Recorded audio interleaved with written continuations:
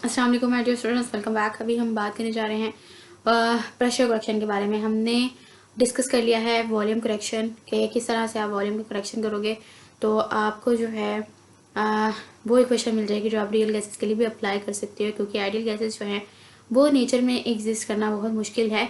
और इस तरह से अगर आप चाहते हो कि जो आपकी आइडियल गैसेस की इक्वेशन है वो हम रियल गैसेस को भी अप्लाई कर लें, तो वंडरवॉल ने हमें ये कहा है कि प्रेशर और वॉल्यूम दो फैक्टर ऐसे हैं जिनको करेक्शन की ज़रूरत है।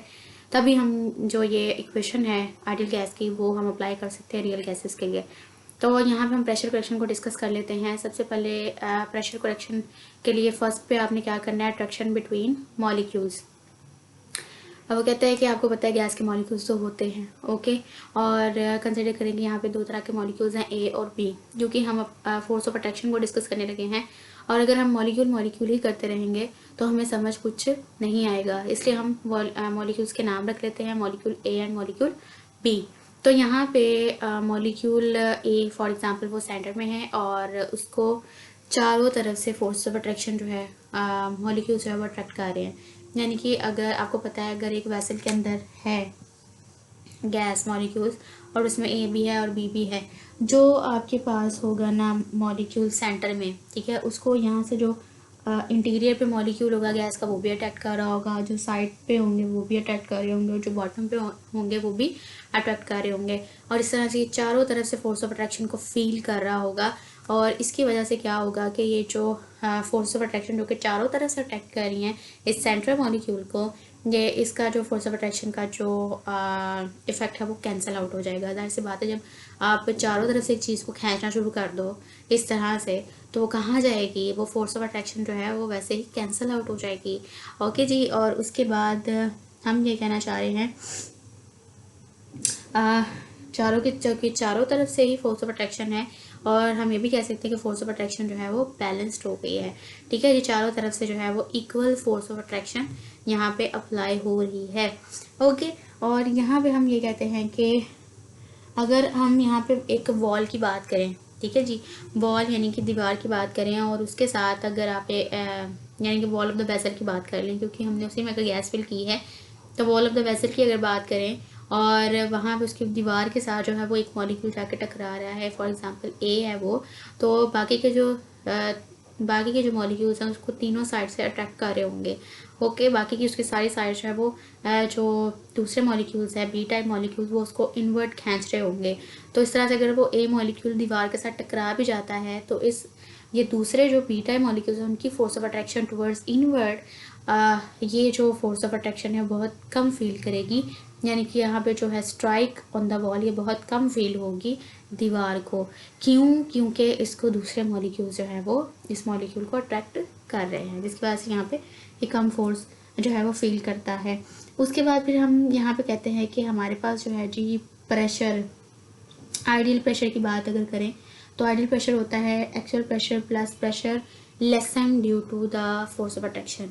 यानी कि आपको पता है कि जैसे ही मॉलिक्यूल्स के दरम्यान में फोर्स ऑफ अट्रैक्शन डेवलप होती हैं या फिर एक्टिव होती हैं तो मॉलिक्यूल्स ऑफ द गैस एक दूसरे के पास पास आना शुरू हो जाते हैं।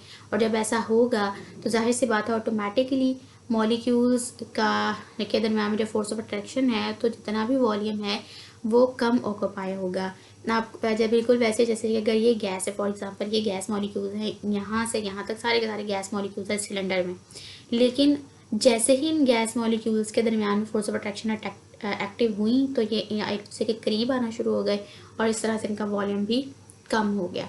ठीक है जी। तो यहाँ पे आइडियल प्रेशर है और ये जो है वो आपको एक्चुअल प्रेशर है वेसल का, और ये जो है pressure lessen due to the force of attraction. यानी कि फोर्स ऑफ अट्रैक्शन जब एक्टिव हुई, जनरेट हुई तो वॉल्यूम कम हो गया। ठीक है, तो उसको पी डैश से यहाँ पे शो किया गया है। इसको मैंने क्वेश्चन नंबर 2 कहा है क्योंकि हम क्वेश्चन नंबर 1 अभी निकालेंगे और उसमें हम फाइंड आउट करेंगे पी डैश की वैल्यू, ताकि हम उसको जो है वो यहाँ पे डालें, ऐड करें और अपनी जो है वो आइडियल प्रेशर की इक्वेशन को निकाल लें। ओके, तो यहाँ पे बात हो रही है प्रेशर अगर जाहिर सी बात है कम होगा तो वॉल्यूम बढ़ेगा। ओके, यानी कि यहाँ पे वो कहना ये चाह रहा है कि अगर आपका प्रेशर कम होगा, आपने प्रेशर इतना ज़्यादा अप्लाई ही नहीं किया, फॉर एग्जांपल इतनी पहले ही इतनी वेसल है और उसमें गैस मॉलिक्यूल सारे के सारे फिल हैं, ठीक है, और आपने उस पर कोई भी प्रेशर अप्लाई नहीं किया, तो जाहिर सी बात है कि उसका वॉल्यूम भी ज़्यादा ही होगा। ठीक है, उसका वॉल्यूम क्या होगा, ज़्यादा होगा, क्योंकि प्रेशर आपने अप्लाई नहीं किया तो मॉलिक्यूल्स एक दूसरे के पास पास भी नहीं है, तो इसका वॉल्यूम भी उतना ही ज़्यादा होगा, क्योंकि मॉलिक्यूल्स अभी भी दूर दूर हैं। लेकिन जैसे ही आप प्रेशर अप्लाई करते हो तो वॉल्यूम एक दूसरे मॉलिक्यूल एक दूसरे के पास पास आना शुरू हो जाएंगे, और जो पहले वॉल्यूम इतना था वो इतना हो जाएगा। ओके, और यहाँ पे वैल्यू ऑफ पी डैश, वो कहते हैं कि हमें पता है कि प्रेशर और वॉल्यूम का इन्वर्स रिलेशन होता है। इन्वर्स रिलेशन जिसमें एक चीज़ की वैल्यू कम होती है तो दूसरी की बढ़ती है। तो यहाँ पे वो कहता है कि इन्वर्स रिलेशन को अगर हम हटाएंगे तो यहाँ पे कोई ना कोई कांस्टेंट आएगा, तो वो कांस्टेंट यहाँ पे ए है। P dash is equal to A over V square. Okay, तो ये हो गया जी हमारे पास पी डैश की इक्वेशन। उसके बाद वो कहता है कि हमें पता है हमने दो तरह के मॉलिक्यूल्स को स्टडी किया है, ए और बी। फॉर एग्जांपल की कंसंट्रेशन हम ए और बी, सी ए और सी बी से शो कर देते हैं। ठीक है, और यहाँ पे वो कहता है कि अब कंसंट्रेशन जहाँ पे होती है वहाँ पे नंबर ऑफ मॉलिक्यूल्स भी होते हैं, तो नंबर ऑफ मॉलिक्यूल्स हम ए वाले को एन से शो कर देते हैं, बी वाले को भी एन से ही शो कर देते हैं।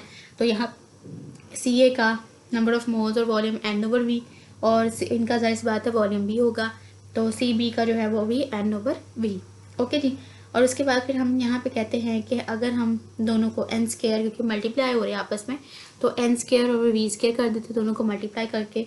ठीक है जी, क्योंकि अब डायरेक्टली प्रोपोर्शनल का साइन है और आपको पता है इन्वर्सली प्रोपोर्शन का साइन है, यहाँ पे इसको हटाएंगे तो हमारे पास कोई ना कोई कांस्टेंट आ जाएगा, तो वो कांस्टेंट हमारे पास यहाँ पे है ए।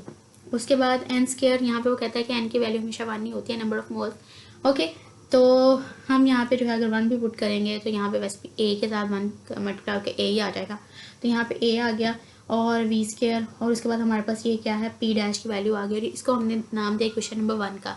अब हमने क्या करना है, हमने पी डैश फाइंड आउट करना है, तो हम क्या करेंगे, हम ये पी डैश की वैल्यू जो है क्वेश्चन नंबर 2 के अंदर अप्लाई कर देंगे। ठीक है जी, इक्वेशन नंबर 2 के अंदर हम इसको जो है अगर अप्लाई करें तो क्या होगा, ये देखें जी। ये बात मैंने आपको पहले बता दी कि जितना ज़्यादा प्रेशर अप्लाई करोगे वॉल्यूम उतना ही जो है वो आपका कम यूज़ होगा, और जितना प्रेशर आप कम अप्लाई करेंगे उतना वॉल्यूम ज़्यादा होगा। Inverse relation. ओके, तो यहाँ पे मैं पी डैश की वैल्यू को जो है वो इसमें पुट करने वाली हूँ, P I is equal to P plus मेरे पास जो इसकी वैल्यू है पी डैश की ए ओवर पी स्क्वायर, मैंने ये अप्लाई कर दी यहाँ पे। उसके बाद मैं अब क्या करूँगी, मैं अब करती हूँ जी, अगर मुझे, क्योंकि ये आइडियल की है लेकिन मुझे 1 मोल ऑफ गैस के लिए ये इक्वेशन चाहिए, तो 1 मोल गैस के लिए मैं इसको कैसे लिखूँगी, for 1 mole of gas, 1 mole gas के लिए मैं इसको कैसे लिखूँगी, P plus A over B square, और साथ में आपके पास V minus B is equal to R T. ठीक है जी, ये जनरल गैस इक्वेशन में कन्वर्ट हो गई है। ठीक है, P प्लस, यानी कि 1 मोल ऑफ गैस के लिए अगर आपने इसको लिखना है तो कैसे लिखेंगी, P plus A over V square, ये फैक्टर पहले, फिर उसके बाद वॉल्यूम में से इफेक्टिव वॉल्यूम माइनस आपने कर दिया और ये आर टी के बराबर आ गया। यानी कि इसको आप अप्लाई कर सकते हो भाई, 1 मोल गैस के लिए अगर आपने फाइंड आउट करनी है क्या, P आइडियल गैस, यानी कि आपने प्रेशर फाइंड करना है 1 मोल गैस के लिए, तो आप उसके लिए ये इक्वेशन अप्लाई कर सकते हो। और इक्वेशन आपको यहाँ पे प्रैक्टिस करनी पड़ती है क्योंकि हम ज़्यादा डिटेल में नहीं जानना चाहते। ओके जी, और यहाँ पे अगर मुझे चाहिए n मोल्स ऑफ, अगर आपको नंबर ऑफ मोल्स नहीं बताए गए, n मोल्स ऑफ गैस के लिए, n मोल्स ऑफ गैस के लिए अगर आपको ये इक्वेशन लिखनी है, ठीक है जी, प्रेशर की इक्वेशन अगर n मोल्स ऑफ गैस की लिखनी है तो आप यहाँ पे क्या करोगे, P प्लस, और यहाँ पे कर दोगे n square A over V square, और साथ में आ जाएगा v माइनस एन वी, और साथ में आ जाएगा एन आर टी, यानी कि आपने जो है वो n का इजाफा कर दिया बस, यहाँ पे a के साथ, b के साथ और आर टी के साथ। तो ये आपके पास जो है वो n मोल्स ऑफ गैस के लिए इक्वेशन बन जाएगी, जिसको आप अप्लाई करके उसकी वैल्यू को निकाल सकते हो। उसके बाद फिर हम यहाँ पे डिस्कस कर लेते हैं जी कॉमन यूनिट्स ऑफ ए। जाहिर सी बात है कांस्टेंट है, तो उसके क्योंकि हमने ये कांस्टेंट यूज़ किया यहाँ पर, उसकी यूनिट्स क्या है वो देख लेते हैं। तो यहाँ पे हमें पता है कि इक्वेशन प्रॉपर हमारे पास है क्या, हमारे पास जो प्रॉपर इक्वेशन है वो क्या है, वो है जी P dash is equal to AN²/V², यही है। तो कॉमन अगर इसके यूनिट्स देखा जाए, कॉमन यूनिट्स अगर देखें तो हमें पता है कि प्रेशर के क्या यूनिट्स होते हैं। ATM में होता है कॉमन, और A जो है वो हमारे पास होता है हाँ, क्योंकि A के तो हम यूनिट्स निकाल रहे हैं ना, तो हम क्या करेंगे, इस इक्वेशन को रीअरेंज कर लेंगे। A को इधर रहने दिया और P-V²/N², इसी तरह से रीअरेंज होगी। तो ये ATM के बराबर है, ये आपके पास 1 मोल होता है, हर वॉल्यूम जो होता है वो DM³ में होता है। तो मैं यहाँ पे अगर प्रेशर को रखूँ ATM में, ठीक है जी, और उसके बाद फिर मैं इसको वॉल्यूम को कर दूँ DM³, और ये स्केयर है तो यहाँ पे स्केयर कर दूँगी, और N जो है वो आपके पास मोल स्केयर है, पर मोल स्केयर होता है वैसे तो। और जब मैं इसको इसके साथ मल्टीप्लाई करूँगी तो मेरे पास क्या आ जाएगा, ATM DM6 और साथ में पर मोल स्केयर, ठीक है जी। ये मेरे पास, क्योंकि मैं इसको ऊपर लेके आ जाऊँगी ना, तो मेरे पास ये जो है उसके यूनिट्स बन जाएंगे कॉमन। उसके बाद अगर मैं इसको सिस्टम इंटरनेशनल में देखना चाहूँ, सिस्टम इंटरनेशनल में अगर आपको इसके यूनिट्स पूछ लिए जाते हैं तो उसके लिए आप क्या करोगे, उसके लिए आपको प्रेशर और वॉल्यूम की जो है ये वैल्यू, जाहिर सी बात है, प्रेशर आपके पास सिस्टम इंटरनेशनल में अगर देखा जाए तो प्रेशर आपके पास न्यूटन मीटर स्क्वायर में होगा, न्यूटन पर मीटर स्क्वायर में होगा। वॉल्यूम आपके पास है वो मीटर³ में होगा, ठीक है जी, और एन आपके पास मोल्स में होगा, पर मोल में होगा, ठीक है जी, पर मोल स्क्वायर में। तो सेम वही मैं करूँगी चीज़, क्या A को इधर रहने दूँगी और P-N²/V² करूँगी और वैल्यू पुट कर दूँगी। प्रेशर होगा मेरे पास न्यूटन मीटर स्क्वायर में, और N क्या है, मोल पर स्क्वायर, ठीक है। सॉरी, V आपके पास जो है वो ऊपर आ रहा है, ये पीछे पे मैं जो है वो कर गई हूँ, तो यहाँ पे जो है वो V² ऊपर है और N² नीचे है, तभी तो मोल पर नीचे आ रहा है ना, ठीक है, ओके। तो यहाँ पे मेरे पास वॉल्यूम की क्या है, मीटर³ है, और नीचे जो है मेरे पास पर मोल स्क्वायर है। तो मैं इसको डायरेक्ट अगर लिखूँगी तो मैं इसको पर, ये जो आपके पास मोल स्क्वायर होगा ना, यहाँ पर नहीं होगा, मोल स्क्वायर होगा ना, जब ये ऊपर जाएगा तो ये -2 आ जाएगा इसके साथ, ठीक है। जिस तरह से इसके सिस्टम इंटरनेशनल यूनिट्स होंगे न्यूटन पर मीटर स्क्वायर, मीटर³ और साथ में आ जाएगा पर मोल स्क्वायर, ये आपके पास सिस्टम इंटरनेशनल में आ गए। और इसी तरह से B के कॉमन यूनिट्स, A के हमने देख लिए एक्सक्लूडेड, और उसके अलावा हमने वॉल्यूम की भी करेक्शन की है, तो जाहिर सी बात है उसके भी कोई ना कोई यूनिट्स होंगे, और वो यूनिट्स क्या होंगे, कॉमन यूनिट्स अगर देखें, B हमें पता है एक्सक्लूडेड वॉल्यूम है, इफेक्टिव वॉल्यूम है, और इसके जो कॉमन यूनिट्स होंगे वो होंगे DM³ पर मोल, क्योंकि V हमें पता है कॉमनली DM³ के बराबर होता है, ठीक है जी। और आपके पास अगर सिस्टम इंटरनेशनल में होगा तो आपने यहाँ पे DM³ की जगह पे क्या कर देना है, मीटर³ पर मोल, ठीक है। ये हो गया जी हमारे पास B के यूनिट्स, कॉमन भी और सिस्टम इंटरनेशनल में भी। आई होप कि आपको ये टॉपिक जो है वो क्लियर हो गया है। फिर भी कोई मसला हुआ तो let me know in the comment section. और बिल्कुल कोशिश यही होती है कि आपको कॉन्सेप्ट बेस बताया जाए ताकि आप लोग जो है उसको क्लियर कर सकें और अच्छे से अपने नोट्स ले लें। और मैं एक बार आप इसकी प्रैक्टिस कर ले, जैसे एक बार मैंने अगर आपको ये एक्सप्लेन कर दिया है तो उसको आप गौर से सुन लें 2 बार, तो आपको जो है वो इतना ही ये जो है बिल्कुल भी मुश्किल नहीं लगेगा। Thank you so much. Next session में मिलते हैं, तब तक के लिए